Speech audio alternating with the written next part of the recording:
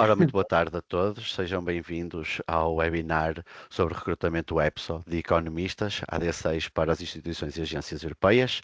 Meu nome é Guilherme Silveira, eu sou o conselheiro EURES na Delegação Norte do IFP. Também do EURES Portugal está a minha colega Ana Margarida Silva e temos a doutora Zélia Dias do CIESD connosco também, que será a principal oradora hoje. Então, para começar, só explorar um pouco convosco as regras de como participar neste webinar. Como já dissemos, vocês têm para já o microfone e a câmara desligados, então nesta primeira fase. Depois, mais tarde, iremos abrir e vocês terão a oportunidade, se quiserem, de colocar as vossas questões e as vossas dúvidas de viva voz. Ok? Entretanto, podem ir colocando essas questões, as vossas dificuldades ou eventuais comentários que queiram fazer no chat e nós vamos respondendo. No final, vamos vos pedir que antes de saírem da reunião, era bastante importante que pudessem responder a um questionário de avaliação que vos vou deixar no chat. Portanto, agradecíamos muito que pudessem ajudar-nos nesse sentido para que possamos também nós melhorar, não é, as nossas apresentações nos webinars. Sem mais delongas, passo então a palavra à minha colega, Ana Margarida, que vai fazer uma pequena apresentação sobre o Euras e depois então a doutora Zélia tomará conta do webinar. Até já.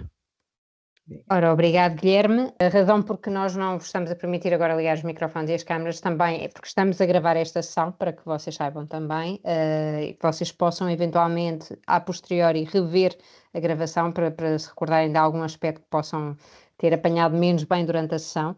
Queria só dar esse toque para não estranharem efetivamente o facto de neste momento não conseguirem ligar os microfones e a câmara, ok? Mas mais tarde isso vai-vos ser possível. O meu nome é Ana Margarida Silva, como o Guilherme já disse, estou aqui no Gabinete Nacional de Coordenação do EURES, em Lisboa.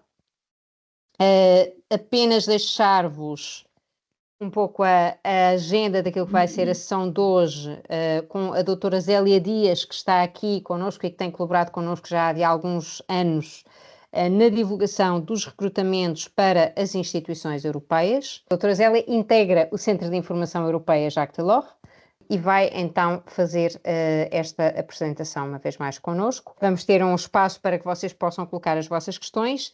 Na apresentação que a doutora Zélia vai fazer, nós já tentámos integrar o mais possível as questões que vocês enviaram a quando da vossa inscrição. Portanto, esperamos que ao longo da sessão as vossas questões vão sendo respondidas. Ainda assim, o chat está aí disponível também para que vocês possam ir relembrando alguns aspectos que tenham dúvidas mais específicas e no fim, então, poderão colocar as vossas questões de viva voz. Só dar-vos uma breve introdução àquilo que é o EURES, porque nós organizamos estes webinars em colaboração com o Centro de Informação Europeia Jacques Delors, mas nós próprios pertencemos a uma rede que faz este ano 30 anos e como tal, também aproveitamos esta oportunidade para vos dar a conhecer aquilo que são os nossos serviços.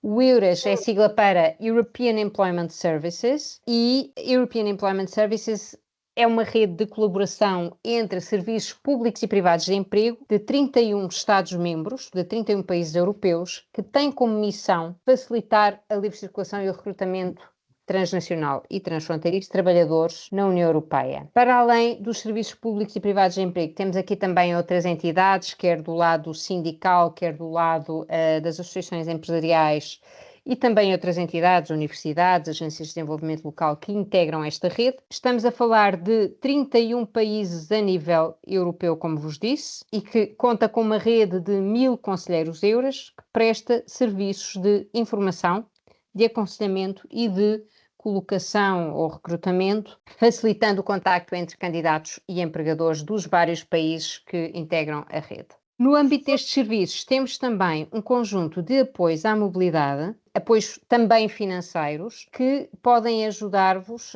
cobrindo algumas despesas com a participação em entrevistas noutros países, com a frequência de cursos de língua, com a relocalização para outro país, o reconhecimento profissional e académico, ou mesmo com a mudança, quando vocês estão envolvidos num processo de recrutamento e querem mudar-se para outro país, também no apoio à mudança de membros do vosso agregado familiar, seja filhos, seja parceiros, marido, mulher, namorada, etc. O que é também importante dizer-vos? O EURES está, sobretudo, responsável pelo mercado privado de emprego, se quiserem. Se vocês hoje, por exemplo, fizerem uma pesquisa no portal do Eures, vamos deixar-vos também os links, vocês têm mais algumas dezenas de milhares de ofertas que mencionam a palavra economista. Economista, por exemplo, economist em inglês, é preferível fazerem a pesquisa em inglês. E, portanto, as instituições europeias são hoje o foco desta apresentação, mas se quiserem saber um pouco mais também sobre aquilo que são os nossos serviços no âmbito do Eures, estamos também cá para vos apoiar. Onde é que vocês nos encontram? Nós temos cerca de 1000 conselhos de Eures espalhados por toda a Europa, por todos estes 31 países. Temos 30 conselheiros em Portugal. Estamos integrados no IFP, no Instituto de Emprego da Madeira e na Direção Regional para a Qualificação Profissional e Emprego nos Açores, e em mais alguns parceiros que integram também algumas estruturas transfronteiriças que temos ao longo da fronteira. E temos aqui também alguns dos nossos canais de prestação de serviços, e o Guilherme fez o favor de partilhar agora no chat também o link com os nossos contactos, com as nossas redes sociais, que vocês quiserem também saber da nossa atividade também podem seguir, e lá também divulgamos webinars como este e como muitas outras atividades que vamos desenvolvendo ao longo do ano. Dito isto, espero que tenham ficado com uma noção daquilo que nós fazemos. Estamos cá para vos ajudar também, e passaria se calhar a palavra à Zélia para que siga então com a sua apresentação. Boa tarde, Zélia Dias, do Centro de Informação Europeia Jacques Delors, Ministério dos Negócios Estrangeiros. Bem-vindos a esta sessão. Começo por agradecer ao Instituto de Emprego e Formação Profissional, um agradecimento muito especial, porque a colaboração, a coorganização destes eventos e a parceria institucional e pessoal ao longo destes anos permitiu a dinamização de muitos webinários que estamos convictos, nós, os dois, IFP e CIESD, que tenham contribuído para um aumento das candidaturas de potenciais candidatos nacionais. E, portanto, isso é um sucesso ao nível nacional.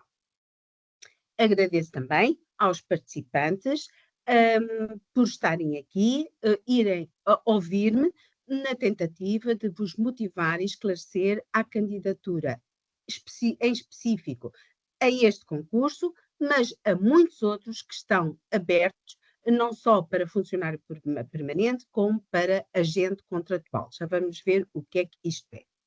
Hoje a sessão vai ser em especial sobre o concurso EPSO AD 402-23 para administradores no grau AD6 em Economia. E não, eu não me enganei na data.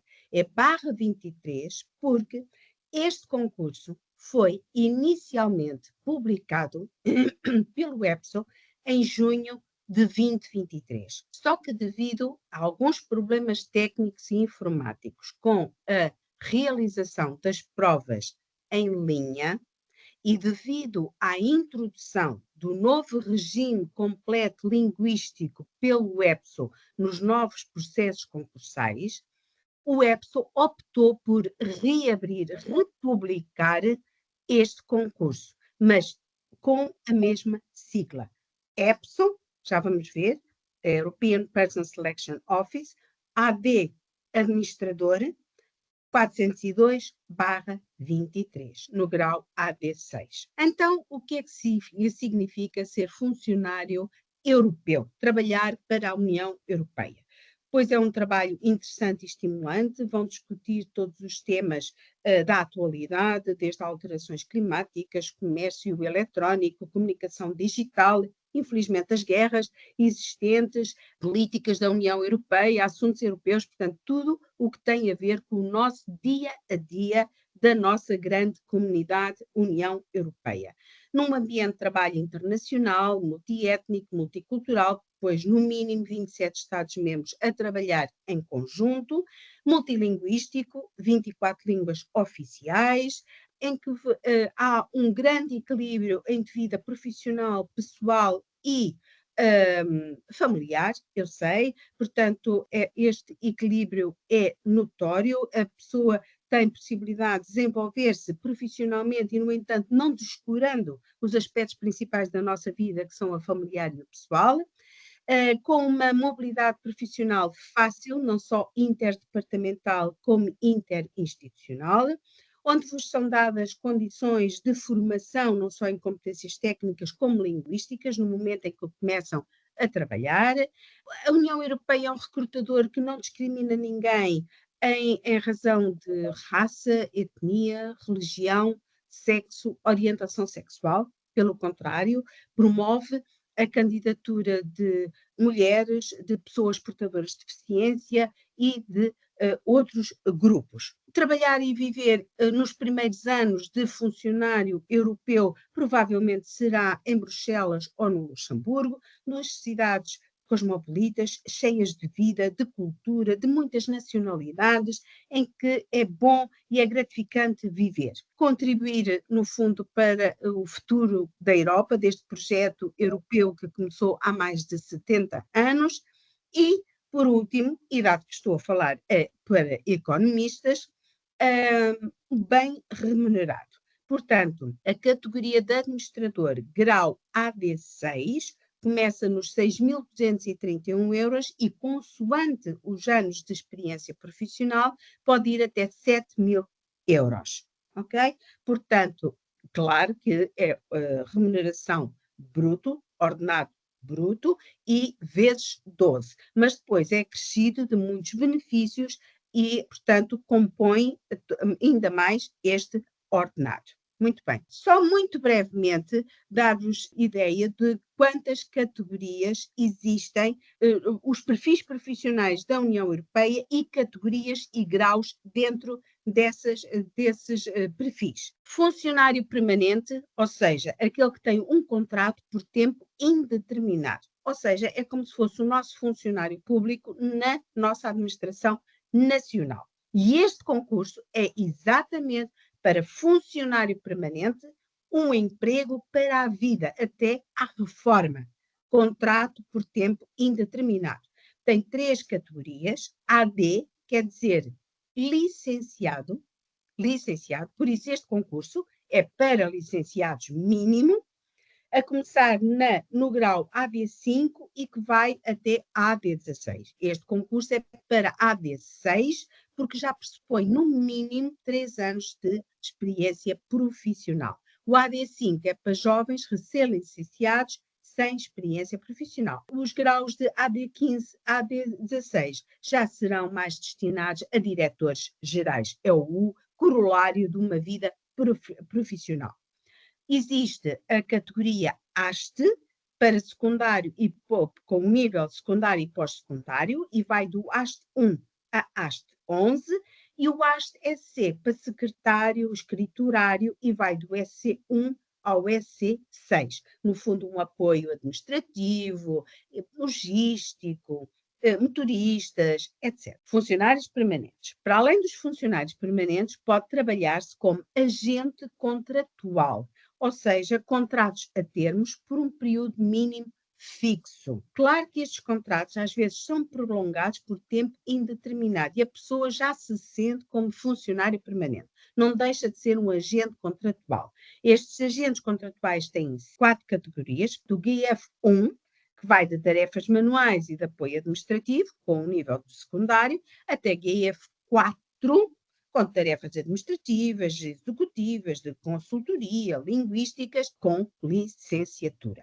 Para além disso, pode haver agentes temporários que têm contratos por um período de tempo fixo. Pode variar entre alguns meses e alguns anos. Por exemplo, um agente que vai substituir um funcionário porque está com uma doença de foro prolongado, ou uma parturiente, ou alguém que se deslocou ao estrangeiro numa missão e, portanto, precisa ser substituído por um período de tempo. Os agentes temporários ocupam diversas posições dentro do seu nível profissional e de grau académico. Depois, por último, existem os peritos nacionais destacados, dirigidos a funcionários públicos de um Estado-membro. Ou seja, quem já é funcionário público num Estado-membro pode candidatar-se como perito nacional em destacamento numa agência ou instituição, geralmente por 2 anos, podendo ser renovado por mais uma comissão,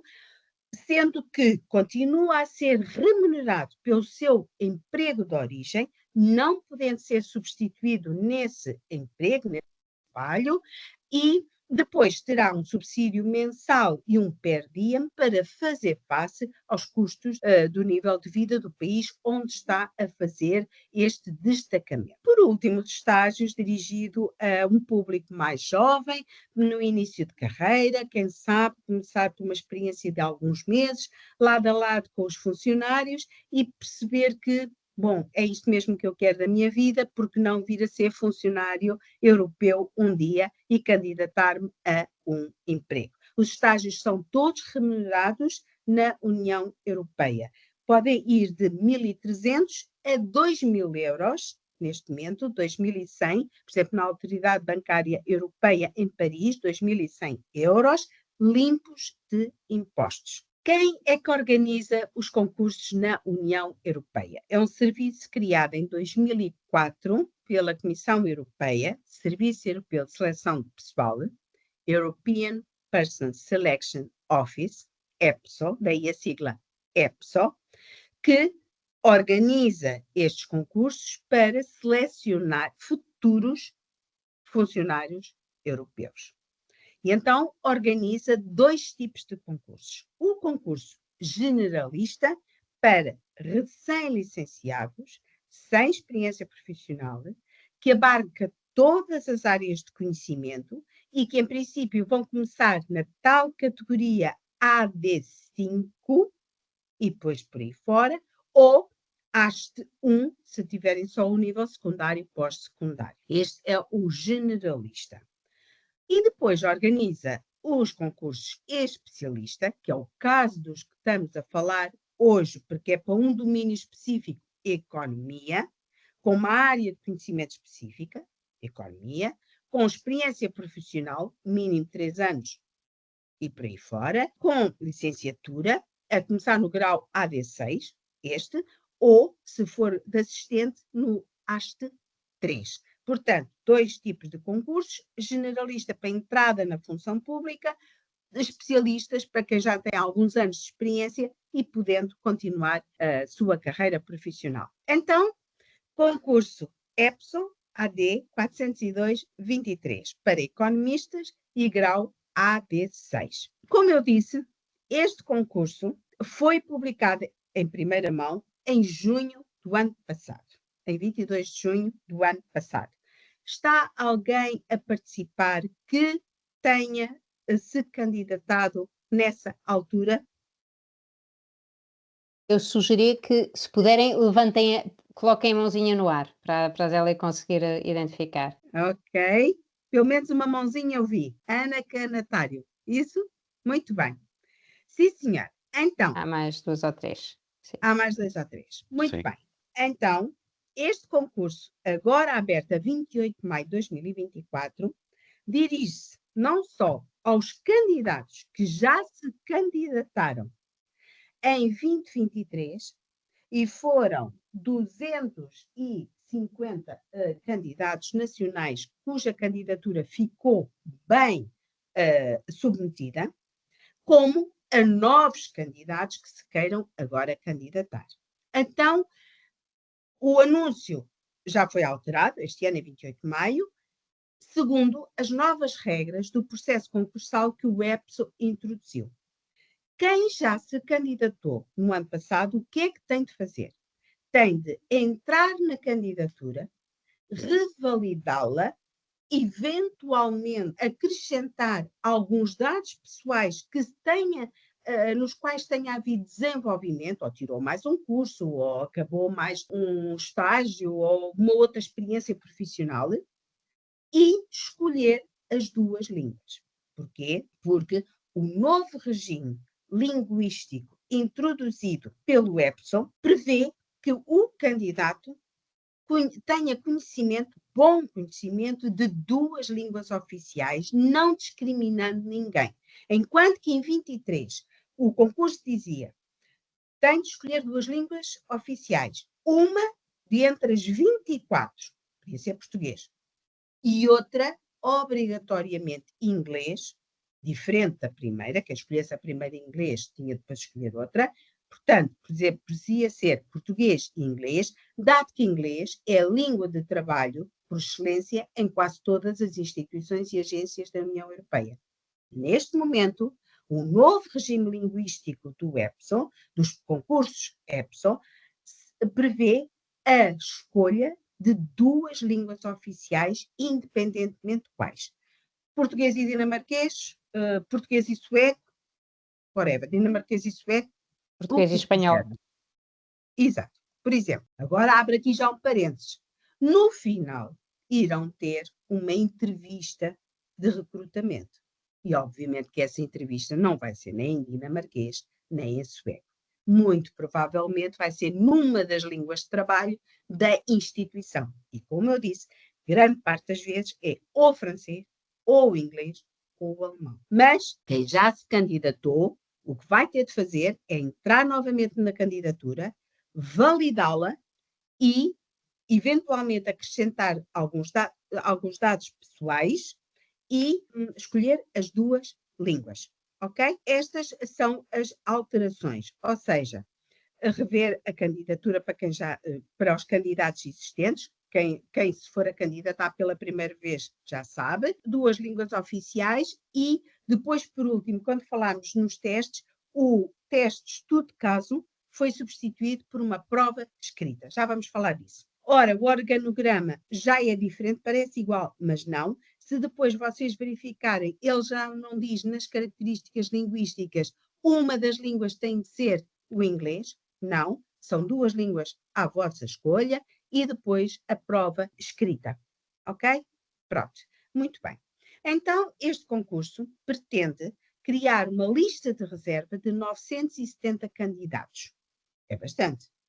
Claro que só se podem candidatar a um domínio. Tem 3 domínios: macroeconomia e microeconomia, 300 candidatos, economia financeira, 348 candidatos, e economia industrial, 322 candidatos. E eu aqui começo já por responder a uma das perguntas. Não há cota geográfica. Os 27 Estados-membros vão candidatar-se e vão ser escolhidos os melhores nas provas. Nós esperamos que alguns nacionais, mas não há cota geográfica, ok? Já sabem que só se podem candidatar a um domínio. Muito bem. Nível académico, qualificações e experiência profissional. O que é que vocês têm de ler? Ler o anúncio do concurso, porque é ele que vai determinar os anos e a experiência profissional relevante.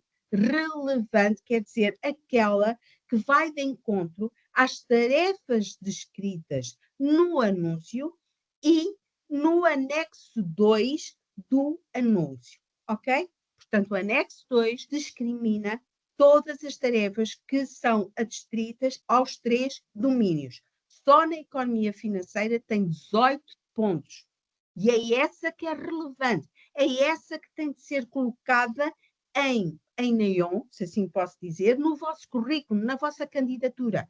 Porque não interessa se já tiveram 30 anos de experiência profissional, que seja ao lado desta que é relevante. Portanto, não interessa. Portanto, microeconomia e macroeconomia, se tiverem uma licenciatura de 3 anos, terão de ter 4 anos de experiência profissional. Se for a licenciatura 4 anos pré-Bolonha, terão de ter mínimo 3 anos de experiência profissional. Claro que isto é um concurso específico, a área por excelência é economia, econometria, economia aplicada, engenharia empresarial, finanças, matemática, estatística, física ou engenharia. Muito importante. Todas estas experiências, o principal é adquirida em administrações nacionais ou internacionais, instituições económicas ou financeiras, empresas de consultoria económica, grupos de reflexão económica, instituições académicas, óbvio, ou outras instituições de investigação. Estamos a falar de um concurso específico em economia, ok? Economia financeira, exatamente a mesma coisa. 3 anos de licenciatura mais mínimo 4 anos de experiência profissional, ou se for ao contrário, 4 mais 3. E, portanto, também estão aqui as áreas de conhecimento por excelência. Muito bem. Economia industrial, a licenciatura também 3 ou 4 anos e, portanto, 4 ou 3 de experiência profissional. Na economia financeira, é também aceito uma licenciatura noutro domínio, só que para a licenciatura noutro domínio, 3 anos, precisa pelo menos de 6 de experiência profissional e de 4 anos de 5 anos de experiência profissional pertinente, relevante. Ok? Não vamos perder muito mais tempo. O anexo 2 tem 2 ou 3 páginas de experiência, aquilo que é considerado experiência relevante, vocês só têm de pegar nessa experiência no vosso CV e fazer o match o mais possível para a candidatura ser excelente, ok? Quem é que se pode candidatar? 3 condições básicas. Cidadãos de um Estado-membro da União Europeia, de um dos 27 Estados-membros da União Europeia, situação militar resolvida no seu Estado-membro e idoneidade moral, ou seja, que não tenham matado nem roubado até agora. Penso que estes 3 pontos, check, de todos os participantes que estão aqui a assistir a este evento.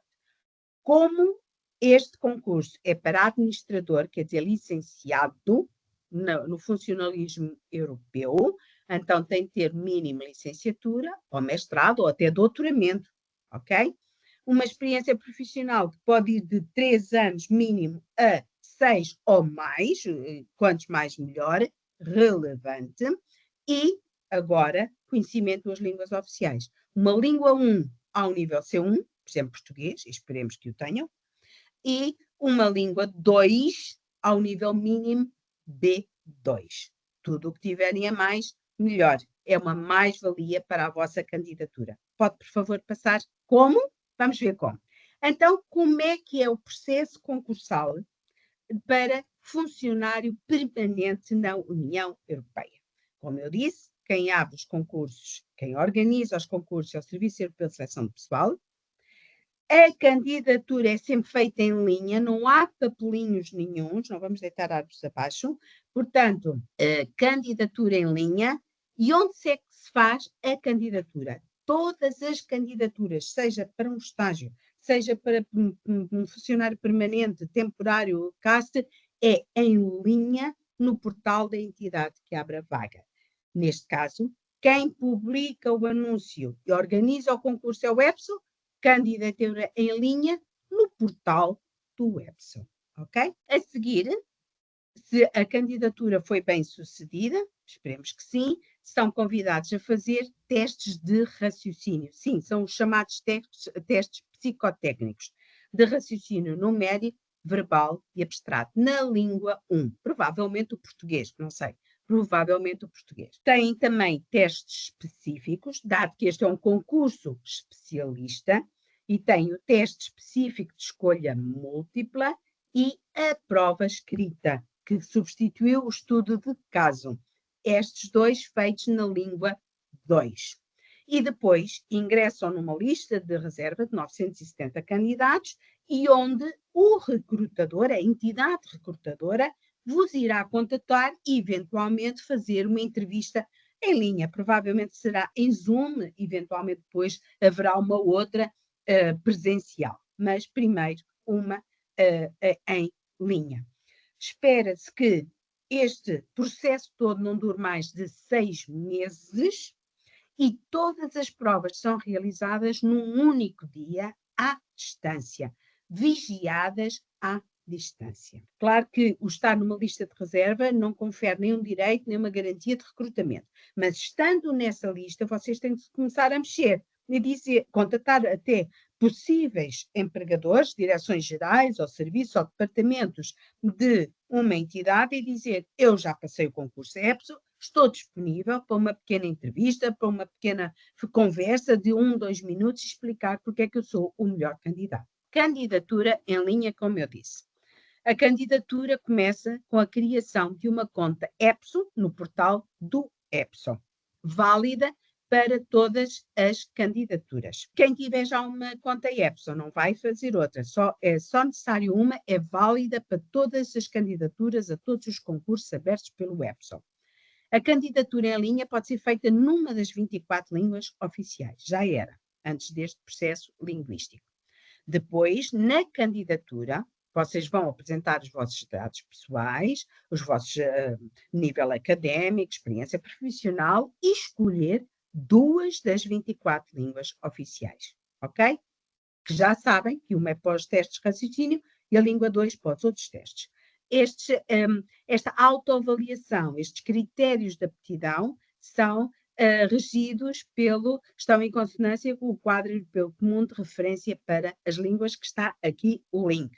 Todos os testes são feitos em linha e vigiados à distância, ok? E foi aqui que houve alguns problemas que levou à mudança da empresa que realizava os testes e por isso alguns concursos foram, por assim dizer, anulados e reabertos agora. Foi reaberto este da economia e foi reaberto o da gestão de crises e migrações, também no mesmo dia, 28 de maio, até 9 de julho. Candidatura até 9 de julho, 12 horas, hora de Bruxelas. Aqui vão exemplos dos testes que têm de realizar. Os chamados testes psicotécnicos, realizados na língua 1, têm o critério de aprovado, reprovado, passe, feito.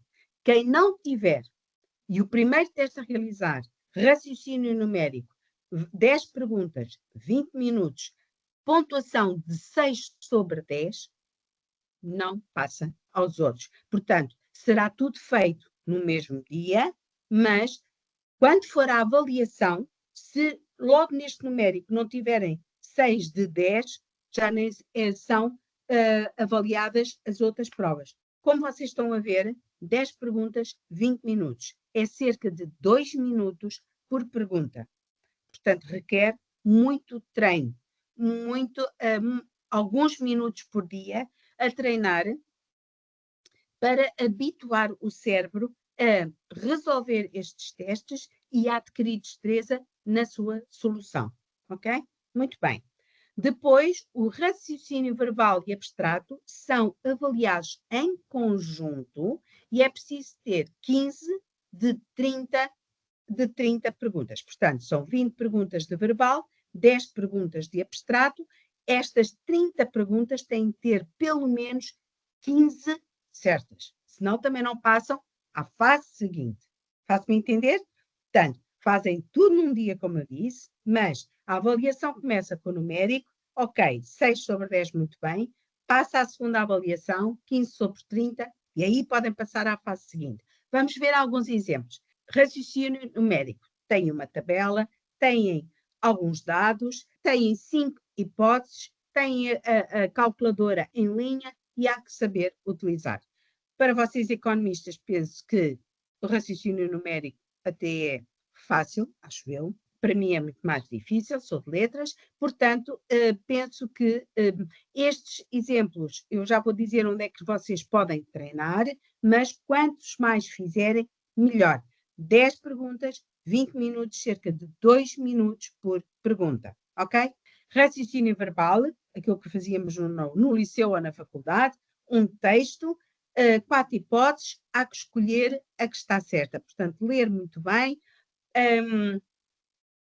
20 perguntas, 35 minutos, não chega a 2 minutos por teste, por um teste deste, portanto, isto equivale a um teste, com 4 hipóteses. Há quem leia o texto e vá procurar a hipótese certa, há quem leia as hipóteses e vá procurar no texto se está certo ou não. Façam como entenderem, treino, treino, treino. Vou seguir, faz favor, slide seguinte. Muito bem, raciocínio abstrato. Para mim é mesmo abstrato, e então resolvi mudar o slide e este então 10 perguntas, 10 minutos.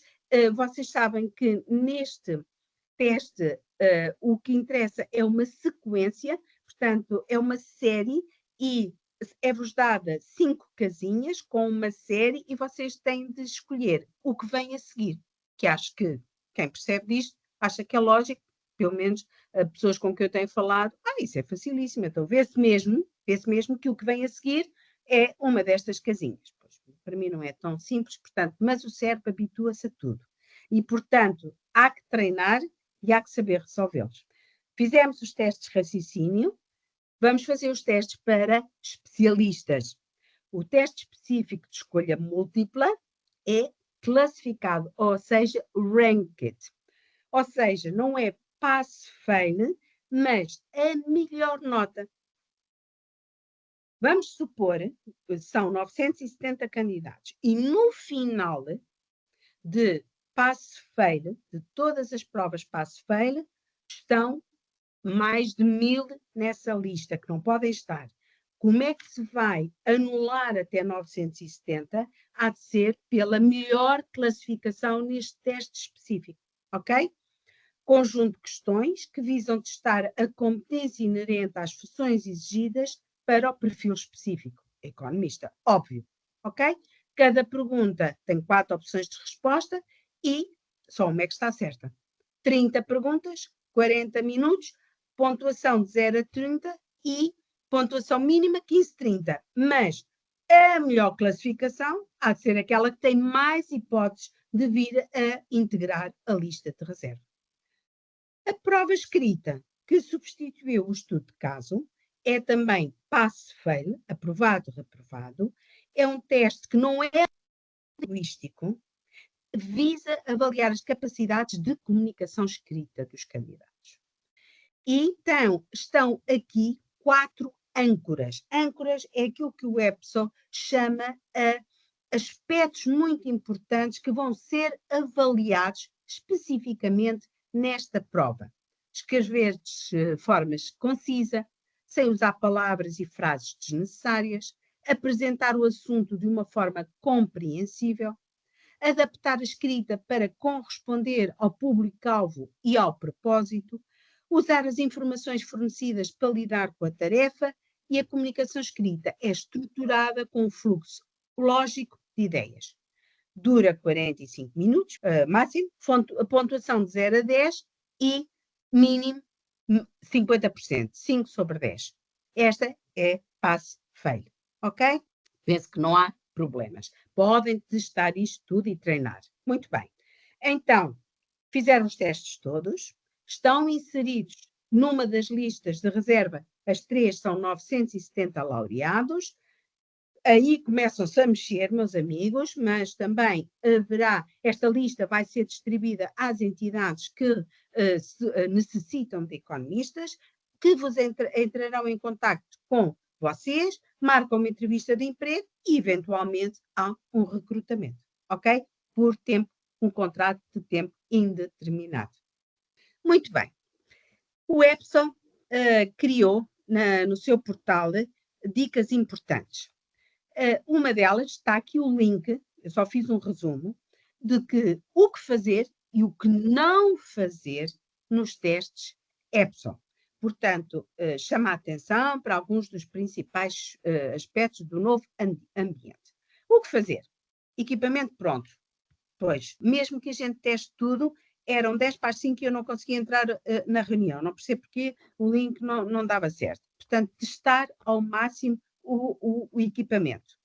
Computador próprio. Não pode ser um computador da organização onde a gente trabalha. É o PC próprio. Requisitos técnicos. Ler, saber o que é necessário. Estar preparado. Quanto melhor a preparação, melhor. Isto é como num teste. Chegar ali e cair de paraquedas, aquilo que a gente chama de cair de paraquedas, da asneira. Ligação à internet, todos os documentos de identificação, provavelmente passaporte ou cartão de cidadão ou o CV, tudo preparado aqui à vossa espera, que é para, se houver alguma pergunta, poderem identificar-se. Configuração do ambiente, isto tudo é-vos dado antes dos testes, portanto, há que testar tudo isto. Familiaridade com a plataforma, conhecer as regras do teste, óbvio, e começar a tempo. Nada de chegar atrasado, porque não só não têm tempo, como chegam enervados, etc. O que não fazer, obviamente, sistemas incompatíveis, equipamentos não autorizados, a não verificação técnica do pré-requisito, distrações, não pode haver distração nenhuma, o material de apoio não autorizado, não podem ter nada, pois se tiverem uma folha depois são desqualificados porque vocês vão ter de apresentar a vossa secretária para ver se não há cábulas, passa a expressão, levantarem-se e irem-se embora, não podem. Portanto, se são provas vigiadas à distância, vocês têm de estar em frente à câmara e, eventualmente, podem pedir um intervalo, mas depois de pedir e de vos ser autorizado, levantarem-se, ignorar as instruções e tentar enganar. Óbvio, tentar enganar, porque penso que isto está mais que testado. Muito bem. Os funcionários do EPSO criaram também uma página que é o Recomenda, exatamente, em que eu não vou ler tudo, estão aqui algumas das dicas importantes para vocês lerem antes dos testes, leiam, estão aqui os links, entrem neste link, eu fiz simplesmente um pequeno resumo, vejam o que é importante para vocês estarem atentos, principalmente verem o vosso e-mail periodicamente, regularmente, terem noção de todos os concursos que vão abrir, terem os vossos currículos atualizados, os certificados, se forem fora da União Europeia, com equivalência, etc. Portanto, tudo isto está aqui nestas dicas importantes que não vamos lê-las, está bem? Então, os testes necessitam preparação, como eu disse. Existem fontes de informação sem custos, grátis. Uma delas é a Biblioteca Jacques Delors, no edifício do Caleidoscópio, para quem está em Lisboa ou venha a Lisboa, onde encontra manuais de preparação para os testes, principalmente de um senhor, o András Manev, que todos os anos reedita o seu livro, o seu manual de preparação para os testes EPSO. Depois, no próprio portal EPSO, existem testes, onde eu fui buscar aqueles exemplos que trouxe aqui, para vocês treinarem. E depois aquela ferramenta do YouTube, que se vocês colocarem, pesquisarem por EPSO Tests, adquirem uma gama completa de instrumentos pedagógicos, inclusivamente webinários já gratuitos, que serviram de preparação para concursos anteriores, mas que para treinarem são excelentes. E uma importante, é melhor treinar alguns minutos por dia do que muito tempo no dia anterior. Para além dos testes grátis, existem fontes de informação a pagar e estão aqui exemplos de algumas com os links. Portanto, é só ver se realmente estão interessados e acham que é importante pagar para terem essa formação. Orseu, U-Training, EPSO Training, Union for Unity. E estamos mesmo a acabar. As vagas que estão disponíveis podem ser vistas no portal do EPSO, e eu já coloco o link, agora quando acabarmos a apresentação, eu coloco no chat o link para onde vocês podem ver todas as vagas de funcionário permanente, que são estes dois concursos que abriram, reabriram, e um novo que abriu para, no domínio da estatística, muito bem. Para além disso, o CIESD tem um LinkedIn específico, empregos e estágios na UE, onde todos os dias é postado um emprego ou um estágio para a União Europeia e, portanto, eu aconselhava a seguir para terem noção do que é que está disponível. Obviamente que o CIESD está em todas as redes sociais. E, Ana, pode pôr o último, se fizer favor. Muito bem. Só dar chamar a atenção para o nosso portal Eurocid, que eu vou também pôr o link para o nosso portal, onde estão disponíveis muitas vagas para estagiar, para trabalhar e para perito nacional destacado, ok? E depois os links para a nossa biblioteca e os contactos, se quiserem contactar-nos. Só por último, dar noção de que para a agente contratual estão abertos concursos para arquivista e gestão documental, comunicação, finanças, gestão de edifícios, políticas da UE, gestão de projetos e programas, tecnologias de informação e comunicação, revisores de provas, tradutores, direito, psicólogos infantis, educadores de infância, apoio administrativo e informático, secretariado e escriturário, recursos humanos e administração, segurança, tanto ao nível técnico, operacional, informático e de informação. Portanto, um mundo à vossa espera. Eu agora estou disponível para questões que tenham. Não, e é sugerir, pronto, nós abrimos a possibilidade de ligação dos microfones e das câmaras e a pedir-vos relembrar as regras que identificámos no início e se calhar para darmos aqui alguma ordem também às vossas intervenções, se quiserem colocar uma questão de viva voz, por favor coloquem a mão no ar, nós vamos dando a vez, ok? Olha, E podem, se só quiserem, acrescentar- podem ligar a câmara também. No chat, então, o link para o questionário de avaliação. Se puderem, entretanto, ir respondendo, se quiserem, eu Alguém que agradeço. possa sair mais cedo, não é? Pronto. Exatamente. Se já fica, vão respondendo e Ok. podem então colocar as vossas mãos no ar para fazerem as perguntas. Se quiserem colocá-las de viva voz, tanto melhor, mas obviamente nós vamos estar atentos também ao chat. Temos aqui uma no chat já, que pergunta o Raul se o concurso compreende 3 fases distintas. O primeiro passo sendo a inscrição, depois a convocatória para os testes e a final a inscrição. A inscrição não. No final, a entrada na lista de reserva e a entrevista final com o recrutador e eventual recrutamento ou não. Obrigado, doutora Zélia. A Sónia tem a mão no ar, vou-lhe dar autorização. Já está? Já tem autorização. Já. Boa tarde. Eu tenho uma dúvida. O curso de Contabilidade e Administração está inserido neste possível concurso? O curso que diz é de nível superior. Sim, é licenciatura pré-Bolonha. Sim, senhora. Está, sim, senhora. Obrigada. Nada. Samuel, só confirmar, o link não funciona. Nós vamos rever aqui os links no final, está bem? Há aqui um ou outro que podem estar. E o Samuel também não está a conseguir responder ao questionário. É o único ou mais alguém não consegue responder ao questionário? Porque senão pode ser do problema do Samuel. É do link. Está a dar acesso ao Forms para criarmos os nossos questionários. Eu, entretanto, partilhei 2 links. Um era o do portal EPSO, onde estão as oportunidades de emprego disponíveis, e outro do nosso portal Eurocid, onde estão os empregos, estágios e destacamentos. Ok? Entretanto, o Eduardo pergunta se, sendo licenciado em gestão, pode participar. Sim, pode. Não é uma das licenciaturas que lá esteja definida, mas mais importante que a licenciatura é a experiência que tem tido até agora. Se a experiência profissional tem sido relevante, pertinente, de acordo com o descrito no anexo 2 do anúncio, avance. Olha, eu vou só colar aqui outra vez, porque eu penso que a Adélia, sem querer, colou 2 vezes o link, é por isso que ele não está a funcionar. Quem já se candidatou em 2023, chamado candidato existente na gíria do EPSO,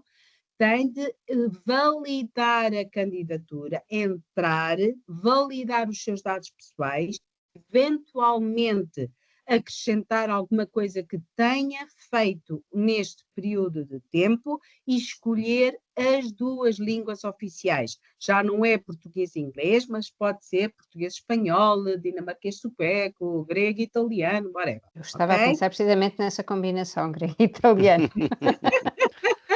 Pronto, Nós temos temos aqui o Sérgio com a mão no ar, exatamente. Sérgio, se puder. Força. Olá, boa tarde. Boa tarde. Se quiser ligar a câmara também. Estou a tentar, já está, não está? Uhum. Sim, sim.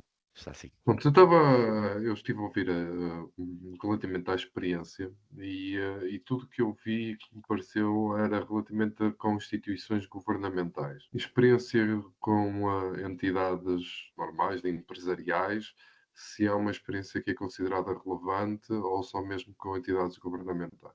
Não. Poderá ser melhor avaliada em entidades governamentais, mas qualquer experiência que vá de encontro àquelas tarefas descritas é muito bem-vinda, ok? Seja em organizações sem fins lucrativos, não governamentais, etc.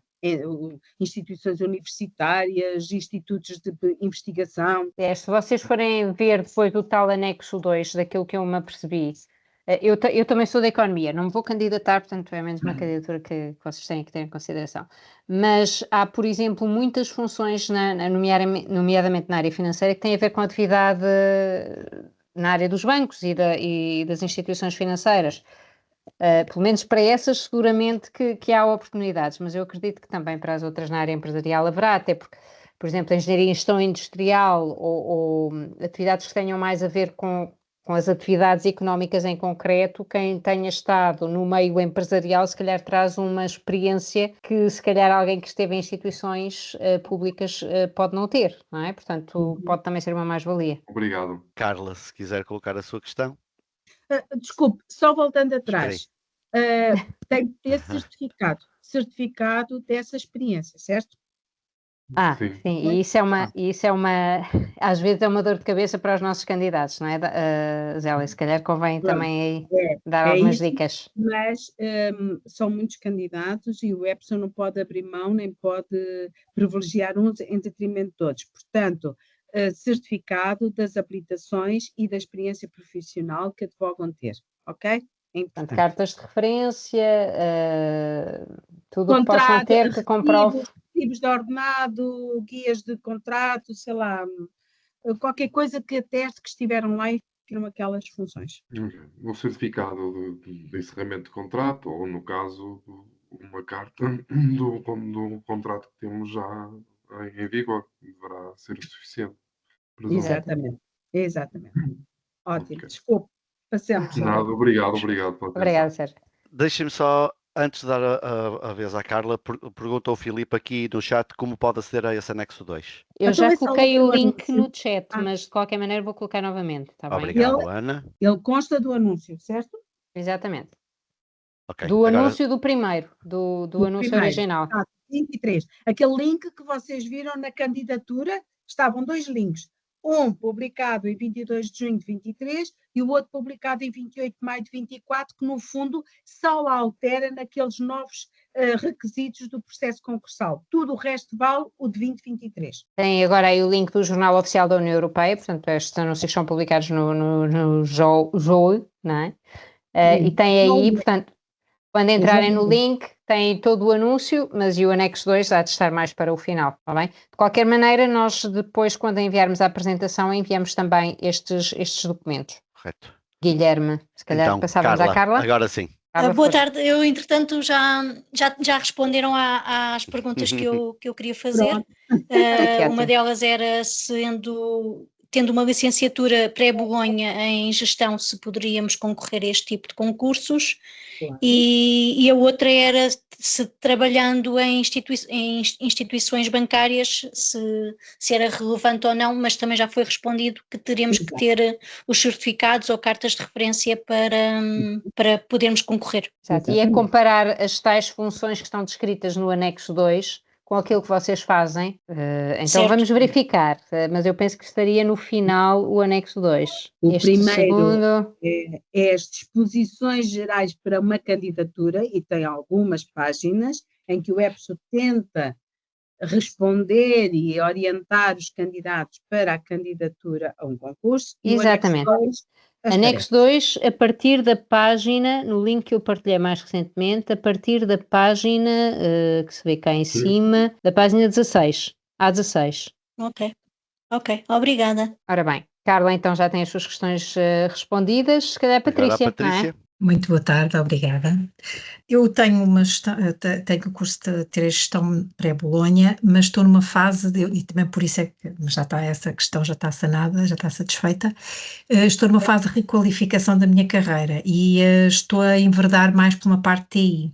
Tirei Power Platform da Microsoft, estou atualmente a fazer um curso de programador informático. E a minha questão vi estágios, mas é só para licenciados, ou seja, é só para licenciados, recém-licenciados, neste caso o meu estou a tirar é grau 5, não chega a ser licenciatura.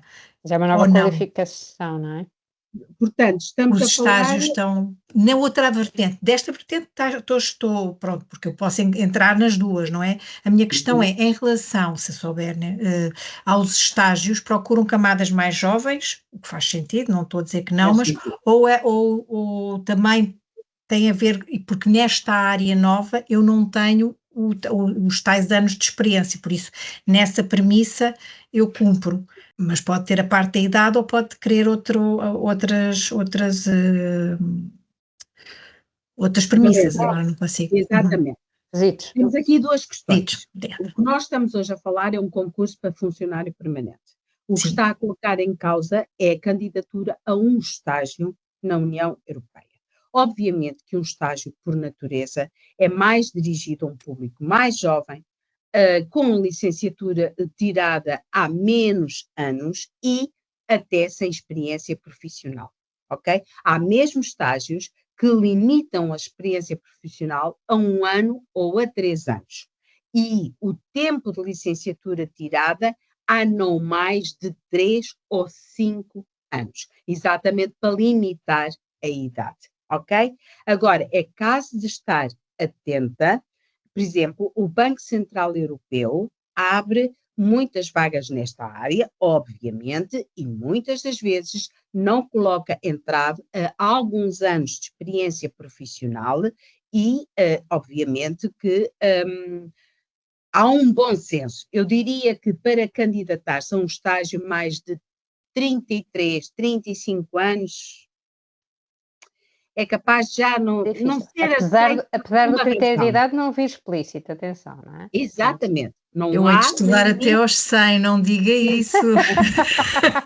Exatamente. Não diga isso, até aos 100. Exato, mas para um estágio é capaz de já não ser o candidato preferencial. Claro, sim, por isso é que eu estou Posso acrescentar só um elemento. Isto também tem a ver com outra coisa, Patrícia, que é assim, nós estamos a falar aqui de oportunidades para alguém que já tem experiência, que começam nos 6.200 euros, não é? Em termos de salário. Quando nós estamos a falar de um estágio, apesar de ser uma boa oportunidade para si, está a querer qualificar-se numa nova área, estamos a falar de uma bolsa que anda à volta dos 1.300 euros, sendo certo que o custo de vida nestes países muitas vezes é um bocadinho superior àquele que nós temos em Portugal, não é? Pronto. Portanto, tem que ponderar se calhar todos os fatores, mesmo que quisesse tentar...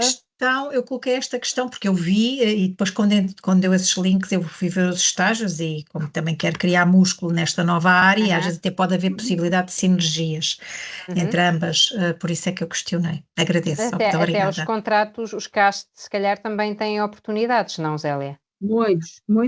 Eu li estes domínios todos que estão abertos e aí pressupõe alguns anos de experiência, não é para funcionário permanente, nem sequer tem de passar estas provas todas que eu falei hoje, provavelmente alguns é só candidatura, apresentação do currículo e uma entrevista, portanto esteja atenta. Portanto, é muito mais fácil. Já que estamos a falar de idade limite. Entretanto, a Joyce, se quiser colocar a sua questão. Olá, boa tarde. Olá. Eu vi que uma pergunta já foi feita no chat, mas, no entanto, não foi respondida.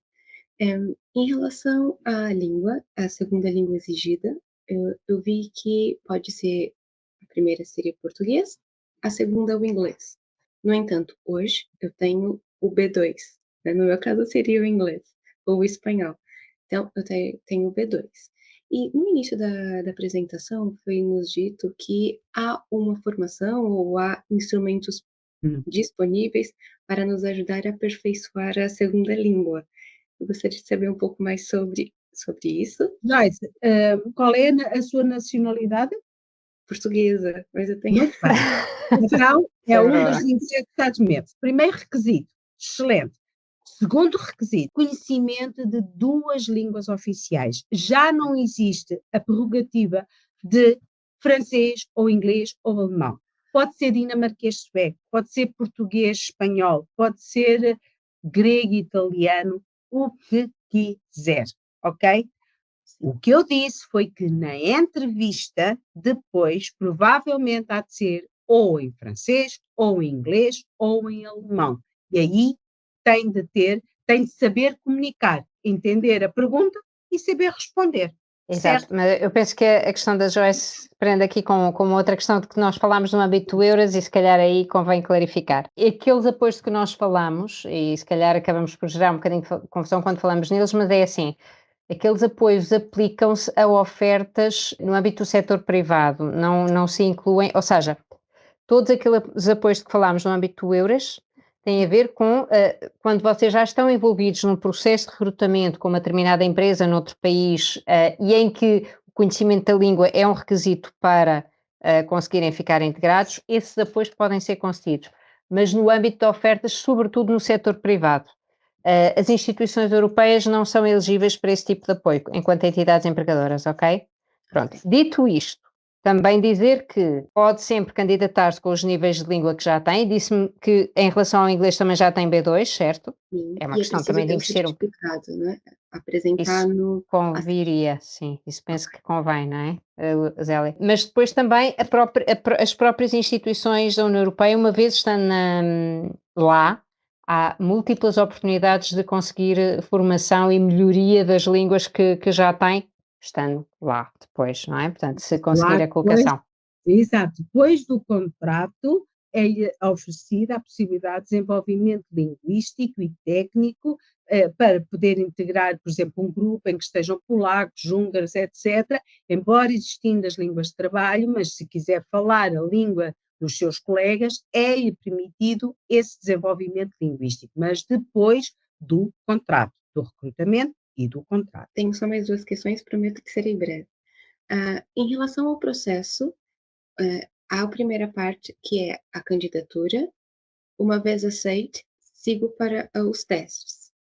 Esses testes são online e há uma data específica para que todos os candidatos façam o teste online ou, pronto, à medida que nós passemos e recebemos o link para efetuar esses testes? Não. Depois da candidatura submetida, o EPSO irá entrar em contacto com os candidatos que tenham submetido bem a candidatura, propondo 2 ou 3 datas para eles escolherem uma de acordo com a sua disponibilidade de agenda. Aquilo que me foi dito pelo EPSO é que, relativamente a estes concursos, estes 2 reabertos e o dos estatísticos publicados pela primeira vez, os testes nunca serão efetuados antes das férias grandes. Portanto, lá para setembro, outubro, têm tempo para treinar com todas aquelas fontes de informação já referenciadas, ok? Depois de escolher o dia, não pode faltar, minha amiga, pronto, ok? A menos que uma doença, morte de um familiar, aí pronto, contactar o EPSO e explicar a razão. Mais. A última questão peço desculpa, é a última. Eu tenho algumas experiências, tanto em Portugal como em outros países, experiências profissionais, tanto no mercado financeiro como na parte de empreendedorismo, auxiliar abrir empresas. Para cada experiência, então, vocês orientam que eu tenho que ter um documento, um certificado ou uma carta de... Eu não entendi muito bem essa parte, mas é necessário, por exemplo, conversar com os meus antigos chefes e pedir que eles passem uma carta de recomendação, algo do tipo? Porque eu tenho 2 ou 3, mas eu não tenho de todas. Tem de ter essa carta, tem de ter um certificado. Se o nível académico, o certificado académico tiver sido obtido fora da União Europeia, tem de ter equivalência pelo nosso Ministério da Educação, ok? No departamento, na ARIC. Se for adquirido num dos 27 Estados-membros, não necessita a equiparação e equivalência. É aceito, obviamente. Mas okay? em relação às experiências profissionais, que penso que era em relação a isso que a Joyce se referia, portanto, convirá ter certificados, algum comprovativo em como teve essa experiência naquela empresa em particular e em que tipo de funções, não é? Sim, ok, está bem. Obrigada. Só uma pergunta já agora, Zélia, que é complementar esta questão da Joyce. Estas cartas de recomendação, portanto, todos estes comprovativos podem ser apresentados, por exemplo, em português ou têm que ser numa das línguas oficiais? Podem ser apresentados numa das oficiais, não é? Numa das 24 línguas oficiais e, se não forem solicitados logo o download na candidatura, provavelmente será no dia 4 de setembro. Até 4 de setembro terão de fazer a digitalização destes certificados, documentos que atestem tudo o que fizeram. Dizer que foram à Lua é muito engraçado, têm de provar que foram. Okay? Tem que colocar fotografias. Credíveis, sem Photoshop. Até 4 de setembro, digitalizados, não há papelinhos. Pronto, se calhar passaríamos... Joyce, está tudo certo? Para já?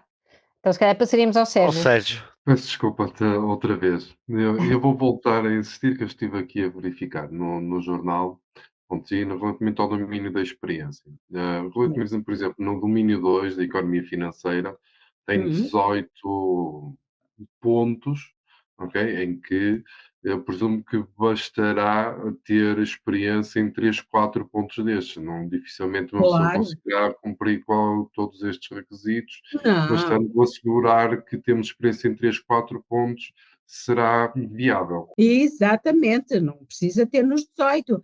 Veja o grande leque que eles dão para poder ir de encontro, o seu currículo e de encontro de 4, 5 pontos desses que estão aí elencados. Ok? Sérgio, responde. Sérgio frisou. Está muito bem na fotografia, mas fica bem a fotografia.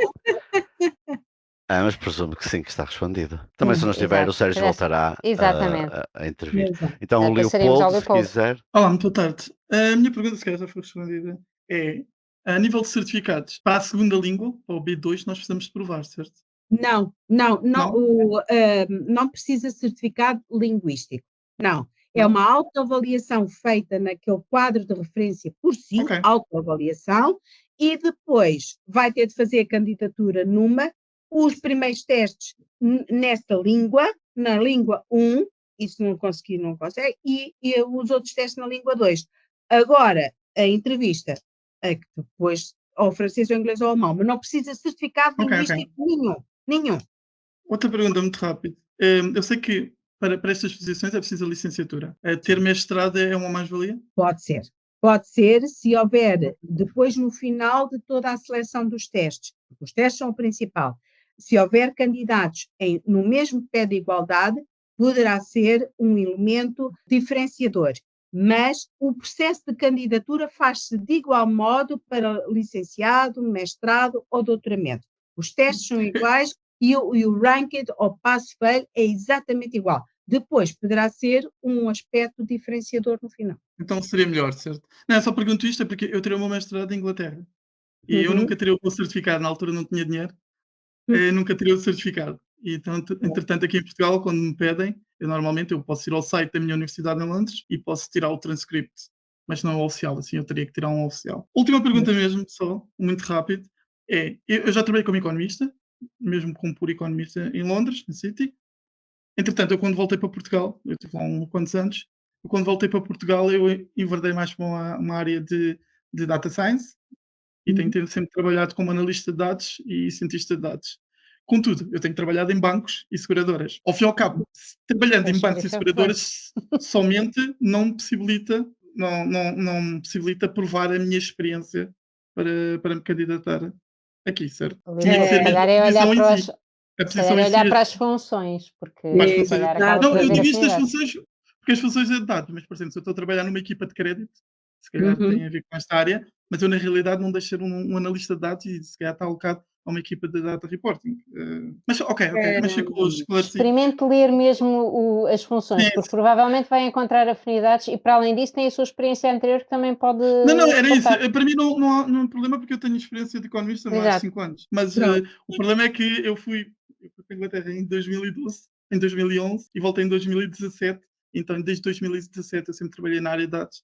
Tenho a facilidade com programação. Se não for neste, daria se calhar no outro da estatística, mas de qualquer maneira. Depois eu ainda vou ler melhor. Exatamente. É mesmo ver as funções. E será que já se candidatou ao programa Regressar? Não, eu já estou cá em Portugal desde 2017. Mesmo assim deve poder. Isso não interessa. Veja no site do IFP as condições para o programa Regressar. Filipe, é consigo mesmo. Olá, boa tarde. Só uma pergunta muito rápida. Eu tenho 25 anos de experiência profissional, mas a maior parte deles foram em empresas estrangeiras, portanto na Alemanha e em Espanha, subsidiárias de multinacionais que já fecharam. Neste caso, é um pouco complexo eu conseguir arranjar certificados de uma empresa como a Activision Blizzard, por exemplo, que tinha uma subsidiária em Espanha e fechou, ou mesmo a Warner Brothers, que agora já não tem a subsidiária ativa. Neste caso, como é que eu posso fazer isto? Porque uma carta de recomendação parece-me alguma coisa muito simples. Eu posso ligar o LinkedIn, escrever ao meu chefe. sim, mas aquilo não tem teste nenhum, está assinado pelo Olivier Wolf e só Deus sabe quem é, não é? Mas se puder vir papel timbrado, por exemplo, Não há, assinado. está fechada a subsidiária. O timbre já foi. O timbre já foi. Mas é assim, na verificação de referências, eu posso lhe dizer que também nós já fizemos, não para instituições europeias, mas às vezes, obviamente que há situações dessas em múltiplos países, com Claro. múltiplos candidatos. E às vezes, se for preciso fazer alguma investigaçãozinha, também eles podem verificar também no próprio LinkedIn quem é que são as pessoas e qual é que foi o perfil portanto, qual é que foi não o do Filipe, mas das pessoas que estão a dar a referência, não é? Portanto, conseguem verificar que a pessoa também esteve na mesma empresa que o Filipe há um tanto tempo atrás. Eu não sei, estou a dar isto como referência porque as instituições também têm que se adaptar um bocadinho àquilo que é a realidade dos nossos dias e a realidade empresarial é de facto muito móvel e há muita mortalidade de empresas e fusões e as marcas desaparecem, portanto eu acho que tem que haver aqui alguma abertura também. Ok, está esclarecido então, muito obrigado. Há de experimentar. Pronto. Pelo menos não há como experimentar, exatamente. É isso. A Maria João tinha colocado uma pergunta no chat, mas vai colocá-la agora de viva voz, Maria João, se quiser, por favor, Olá, até para poder tarde. explicar um bocadinho melhor. Certo, é de uma forma muito breve, aliás, eu estava a ver se não tirava o menos minutos possível. Tem a ver com, é possível tirar, por exemplo, o registro de contribuições, ou seja, as empresas por onde passarmos. Eu também tenho, felizmente aqui uma vasta experiência, já quase 9 empresas, algumas delas também, ou pelo menos uma delas sei que já não existe, infelizmente. Portanto, este tipo de registro de contribuições é passível de ser um documento comprovativo da nossa experiência profissional. Eu nunca fiz uma candidatura, nem estou no processo de avaliação. Tente. Não há nada como enviar esse documento e depois logo ver se é aceito ou não. Portanto, o EPSO não discrimina esses documentos, terá de fazer as provas, eles só vão ver os documentos depois das provas, portanto, olha, tente. Tentar juntar o contrato de trabalho, se calhar, também, sei lá. Exatamente. Isso. Pois, exatamente. Complementando, pelo menos, não é? Recibos de vencimento. Perfeito. Poder. Está bem, obrigada. Para facilitar de alguma maneira este histórico. Obrigada. Exato. Neste momento não temos mais mãos no ar nem perguntas no chat. Não sei se mais alguém quererá intervir. Já está tudo a começar a pensar em entrar para o estágio. Já está tudo a pensar no futuro. Então, mas eu vou responder... A Cátia tem aqui uma questão. Sobre o teletrabalho. E se o teletrabalho será praticado em alguma fase do contrato? Exatamente. Não. Este concurso é para funcionário permanente, regime presencial, ou seja, não pode demorar a mais de 50, 60 quilómetros da entidade para a qual está a trabalhar. Eventualmente, poderá ter direito a 1, 2 dias de teletrabalho por semana, consoante a entidade, mas é presencial, ali, disponível para se acontecer alguma coisa, ou se o chefe quiser uma reunião, estar disponível para aparecer no trabalho. É presencial. E a Cláudia, obrigado, doutora Zélia. A Cláudia pergunta, em princípio esta pergunta já foi respondida, mas podemos tentar clarificar um bocadinho melhor se para melhorar o nível de língua 2 existe alguma formação de inglês, por exemplo, disponível? Até em linha, não precisa de ter nenhum certificado a dizer eu frequentei o British Council ou esta escola de línguas. Até pode ter um avô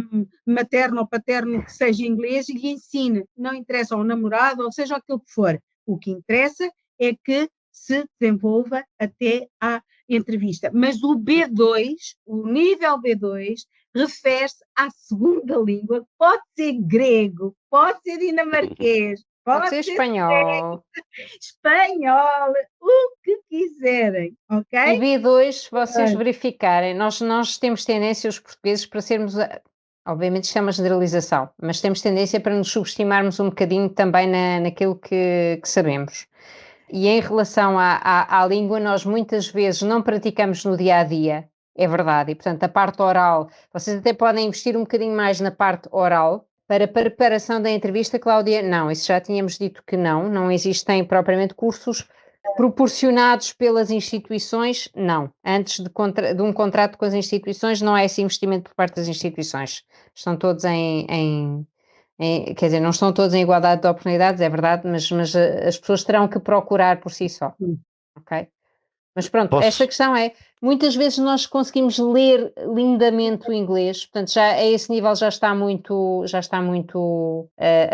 aperfeiçoado, digamos, e só o facto de praticarmos também a leitura, se calhar às vezes ao nível da oralidade é que nós temos mais falhas, e aí vale a pena se calhar às vezes investir, ou criar também com grupos de amigos, ou até criarmos aqui em comunidade e praticarem um pouco. Deixa-me acrescentar que se quiserem de alguma forma treinar a língua estrangeira, o IFP tem oferta formativa na área das línguas estrangeiras, portanto, ou no site ou contactando o Serviço de Emprego da vossa área de residência ou o Serviço de Formação, idealmente, para conseguem também ter essas informações. Ou até nos centros de gestão participada, porque muitas vezes estamos a falar de nível B2 e para alcançar o nível B2 às vezes se calhar é um bocadinho, não sei se a nossa oferta terá até tão longe, mas pronto. 200 horas às vezes até por cursos maiores, portanto conseguir-se-ia, presumo que sim.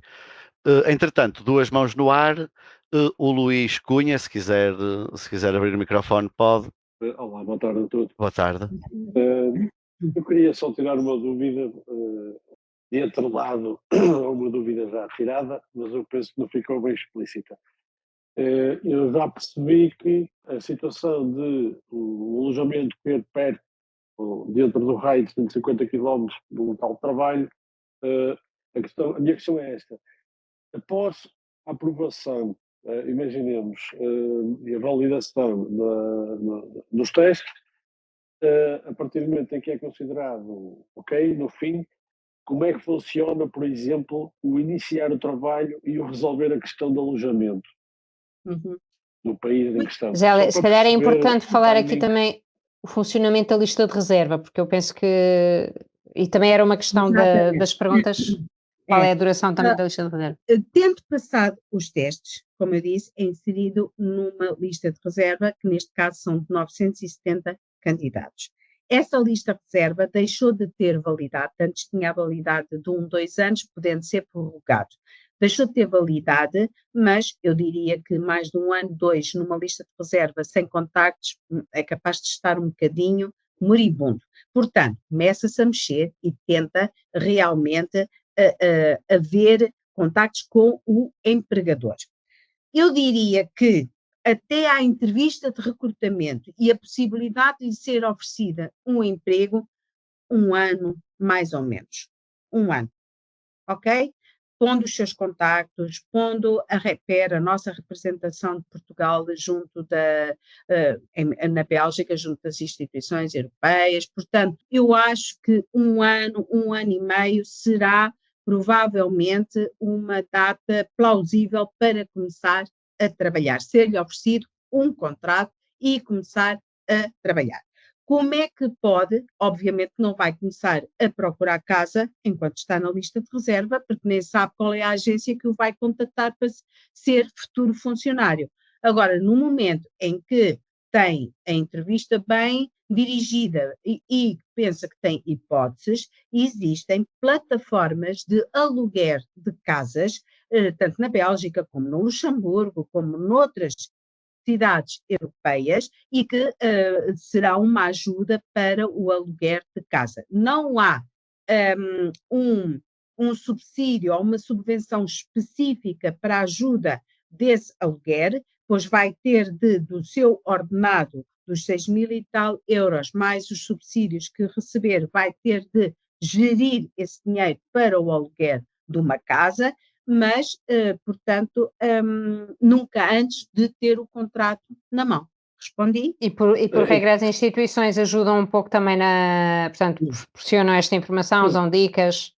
Sim. É que a questão aqui relevante será, por exemplo, alugar uma residência em Luxemburgo, é necessário, em primeiro grau, um contrato já especificado. Por norma, não costumo alugar a quem não tem contrato de trabalho.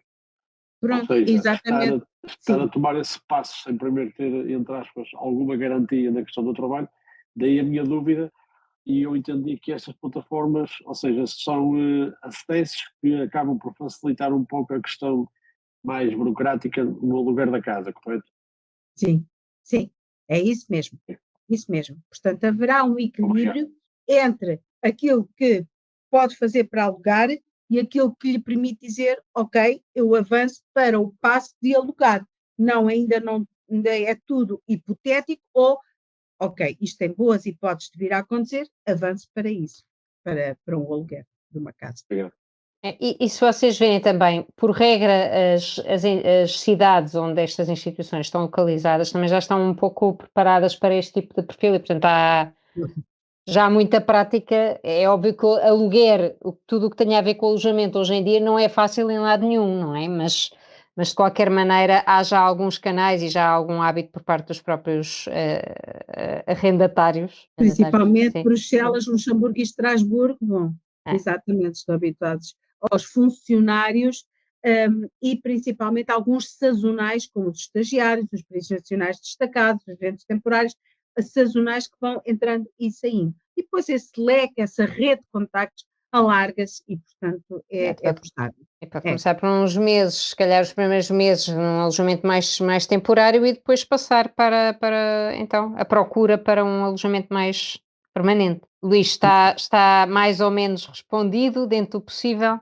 Seja como for, nessas áreas da procura e se calhar alguma informação sobre condições de vida e trabalho, também links para procura de alojamento, etc., para além das instituições e o próprio Centro de Informação Europeia Jacques Delors também ter alguns links. O Eures aí também vos pode ajudar com alguma informação. O próprio portal do Eures também tem informação sobre condições de vida e trabalho nos 31 países que integram a rede. E também, obviamente, no caso Bélgica, Luxemburgo e França e outros, onde temos instituições. Se calhar passaríamos então à Graciela, não é? Deixa-me só, antes de passar à Graciela, para terminar, reforçar que deixei o link então para o questionário de avaliação. Se puderem ir preenchendo, eu agradeço. Graciela, ele recebe a terminamos comissão. consigo. Exatamente. Cada um que responda. Olá, boa tarde. Boa tarde. Boa tarde, Graciela. Eu tenho uma dúvida, que é a seguinte. A minha dúvida é a seguinte: eu tenho dupla nacionalidade, no caso angolana, portuguesa. E eu estudei cá, formei-me cá em Portugal, mas a minha vida profissional foi em Angola. Eu gostaria de saber, não tendo experiência profissional cá em Portugal ou no país da União Europeia, isso seria um impedimento? Não, não. O importante é que até estudou em Portugal e, portanto, nem precisa pedir equiparação dos seus certificados académicos. A experiência que teve em Angola, se tiver os certificados e se for de encontro às tarefas relevantes, ótimo. Não se esqueça, é assim, há entidades na Comissão Europeia, nas agências de execução, que têm a ver, por exemplo, com desenvolvimento e cooperação com outros países. Portanto, às vezes a própria experiência que pode ter até pode ser uma mais-valia para funções específicas. Ok, tá. Muito obrigada. Pegando nas palavras da doutora Ana, estando na lista de reserva, vai estudar, pesquisar eventuais serviços ou departamentos que tenham a ver com estes aspectos agora referenciados e entrar em contacto, se possível, dizer eu, com a minha experiência e esta vivência, acho que daria um ótimo contributo para a vossa instituição, para o vosso projeto, para o vosso programa. Tá, muito obrigada. Obrigada, Graciela. Eu se calhar gostava só de sublinhar isto que a Zélia disse, porque se calhar é importante e não sei se ficou totalmente claro para toda a gente. Passar da lista de reserva para uma vaga, e se calhar aí também vou pedir à Zélia, eu não sei se nós temos um link onde possamos consultar ou as vagas disponíveis, eu penso que isso se calhar não, porque temos para os estágios, mas para esta situação não, mas as entidades que poderão ser as nossas entidades, digamos, contratantes no final, direções gerais, determinadas agências, a Autoridade Bancária Europeia, outras, o Tribunal de Contas Europeu, várias entidades que estão integradas nas instituições europeias e que poderão ser as entidades que nos recrutam. Passar da lista de reserva para essa oferta pressupõe, às vezes, ou ajuda muito, que nós façamos um bocadinho de branding e de lobbying da nossa própria pessoa, ou seja, temos que defender os nossos interesses. Estamos na lista, o que já cria um canal para haver o ajustamento, mas às vezes é importante irmos à procura da oportunidade que se ajusta mais àquilo que é a nossa experiência e àquilo que são as nossas expectativas. E, portanto, se calhar temos que fazer também alguma pesquisa das entidades que possam estar a recrutar, a Direção-Geral da Competitividade, Direção-Geral a DG Grow, a DG isto, aquilo, e desenvolvimento e cooperação que também há nestas áreas, do emprego, etc. e procurar estabelecer contactos com algumas pessoas que possam. Penso que é assim que funciona, não é, Zélia? Se calhar é importante falar um bocadinho mais sobre isso. É exatamente isso. Portanto, ver onde é que a entidade e o projeto se poderia integrar com o seu desenvolvimento pessoal e profissional, e depois existe na União Europeia uma obra de referência que é o Who's Who, deixa-me cá ver se eu consigo aqui escrever, Who's Who, que tem as pessoas que trabalham em cada direção-geral, em cada departamento, etc. Se puder entrar em contacto, enviando um e-mail, nada de telefonar, que não têm tempo para nada, enviando um e-mail muito sucinto e pesquisando essa entidade, utilizando algumas palavras-chave daquele tal projeto que gostaria de integrar ou aquele programa, e apresentando o seu currículo, dizendo que já está na lista de reserva, que já passou, os testes todos, é uma mais-valia, exatamente, não é ficar à espera que ser, embora, como digo, a lista vai ser difundida, divulgada pelas várias entidades e que têm necessidade de economistas, mas, de toda a maneira, quem quer vai, quem não quer manda, não é? Costuma-se dizer. É mesmo isto, eu estava a dizer, nós às vezes podemos achar que isto é furar as regras do concurso, não é, neste caso é o que faz, é como acontece também, ok? Portanto, é importante que vocês saibam disso para não ficarem à espera passivamente que as coisas aconteçam. Temos mais perguntas? Não há mais questões? Não há Está mais tudo questões. está tudo a querer ir para o estágio da seleção, é? Muito. Eu vou só acabar com uma coisa, não está patente no concurso, mas é mais uma dica. As 8 competências que são avaliadas pelo EPSO e por qualquer empregador e que vão estar patentes na entrevista. Portanto, até agora falámos dos testes. E os testes vocês têm de passar e o único que tem âncoras é a prova escrita, que estão lá elencadas as 5 âncoras que vocês têm de demonstrar nessa prova escrita. Mas, passando à entrevista, as competências que irão ser avaliadas numa entrevista, e vão ser, meus amigos, eu vou descrevê-las. Estão no portal EPSO, mas vocês poderão ir verificar melhor, só vou ler o título. Pensamento crítico, capacidade de análise e criatividade na resolução de problemas. Como é que vocês, pondo aquela questão ali numa entrevista ao telefone, conseguem demonstrar este pensamento crítico? Tomada de decisões e obtenção de resultados. Literacia digital, sim, nos tempos que correm, e adaptabilidade, gestão da informação, autogestão, trabalho em conjunto, muito importante, 27 Estados-membros a trabalhar em conjunto, aprendizagem como competência, a vossa capacidade de querer progredir, aprender, comunicação, importantíssimo, e espírito empreendedor no contexto da organização. Portanto, tenham a intenção, quando fizerem a entrevista, estas 8 competências que vão ser avaliadas pelo vosso entrevistador, ok? E pronto. Okay. E acabo desejando a todos boa sorte. Não se esqueçam quem é candidato existente, a gíria de quem já se candidatou em 2023, de lá ir validar a candidatura, senão acabou. Okay? Validar e atualizar. E tem a possibilidade de atualizar. Exatamente, ok? Para os novos, boa sorte, comecem desde já a treinar. Têm 3 meses para treinar, se não for para este concurso, para outros, onde surgir outros, nunca, como é que diz o nosso poeta, nunca cai em saco roto, não é? Ou vale sempre a pena quando a alma não é pequena. Bom, qualquer um destes provérbios é ótimo e adequa-se, portanto, treinem, motivem-se, sejam proativos, adequem a vossa candidatura, preparem os documentos todos para digitalizar, estejam preparados. Isto é como no liceu, chegar ao liceu sem saber que havia teste, sei lá o que é que era, o professor, qual é a sala, asneira. Portanto, quanto melhor a preparação, melhor o sucesso, ok? Boa sorte. Boa sorte a todos e se calhar eu, o Guilherme e a Zélia, se calhar despedimos então. Qualquer questão, vocês vão receber a apresentação, link para a gravação. Vamos relembrar-vos do questionário, porque senão o Guilherme não ganha salário ao final do mês.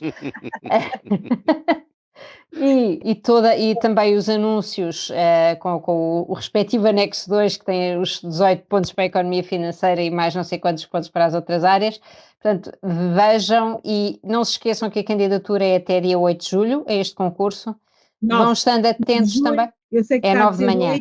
8, é 9 de manhã. É 9 de manhã, até ao meio-dia, 11 horas de Portugal. Continua. Como é 11 horas de Portugal, vocês não acordar ou haver algum problema técnico de manhã, é melhor fazerem logo no dia 8. E, portanto, boa sorte a todos. E alguma questão, é assim, o que eu vos peço é, se forem questões mais relacionadas com o concurso, o ideal é mesmo enviarem o e-mail para o Carreiras Europeias, ok? O e-mail de Carreiras Europeias. Nós estamos cá também, se vocês tiverem dúvidas em relação a outras questões relacionadas com o EURES, também estaremos disponíveis para vocês. Aliás, vamos partilhar um outro link convosco, porque eu me apercebi que tínhamos ali um link que não é o mais adequado para vocês. Vou pôr aqui só, nós temos este aqui, sim, do Linktree pusemos na apresentação ainda estava o que é logo para candidatos internacionais. Exato. Um link. E era este? Era este? Sim, tirei mesmo do browser. Mas da apresentação não está bem? Não foi da apresentação, foi do browser. Ok, então pronto. Vamos também enviar informação, um linkzinho para os concursos CAST também, já agora no e-mail, que são as tais posições temporárias, mas tudo o que tem a ver com concursos da EPSO, carreiras europeias. Outras questões que possam ter a ver com atividades também do EURES ou informação que possam querer ter sobre as nossas atividades, podem então contactar-nos para eventos.euros, ok? Muito obrigada a todos. Obrigado. Um bom estágio. Agora para bom jantar também e o resto uma boa semana e boa sorte para o concurso. Obrigado, boa tarde. Obrigada. Obrigada, boa tarde. Muito obrigado. Obrigado, boa tarde, obrigado. Até a próxima. Obrigada a todos.